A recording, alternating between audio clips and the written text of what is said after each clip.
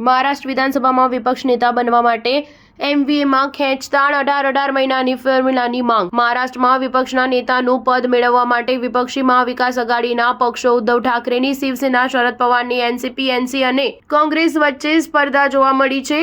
ગયા અઠવાડિયે શિવસેનાના નેતા સંજય રાઉતે કહ્યું હતું કે તેમની પાર્ટી વિધાનસભામાં વિરોધી પક્ષના પદ માટે દાવ રજૂ કરવામાં આવશે। સોમવારે વિધાનસભાના બજેટ સત્રની શરૂ થતાની સાથે જ આ મુદ્દા પર ચર્ચા શરૂ થઈ ગઈ હતી।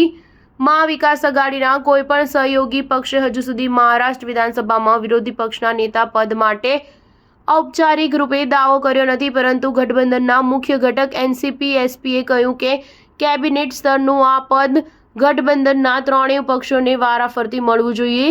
રાષ્ટ્રવાદી કોંગ્રેસ પાર્ટીના ધારાસભ્ય જીતેન્દ્ર આહવાડે માંગ કરી હતી કે વિરોધ પક્ષના નેતાનું પદ એમવીએના તમામ ઘટકો તેમની પાર્ટી કોંગ્રેસ અને શિવસેનાને 18 મહિના માટે વારાફરતી મળવું જોઈએ। રાજ્યના પૂર્વ મંત્રી આહવાડે કહ્યું, અમારું કહેવું છે કે વિરોધ પક્ષના નેતાનું પદ ત્રણેય પક્ષોને વારાફરતી 18 મહિના માટે મળવું જોઈએ, જેથી કરીને દરેક પક્ષને વિધાનસભામાં પ્રતિનિધિત્વ કરવાની તક મળે। આપણે એક મજબૂત વિપક્ષ તરીકે સાથે રહેવું પડશે।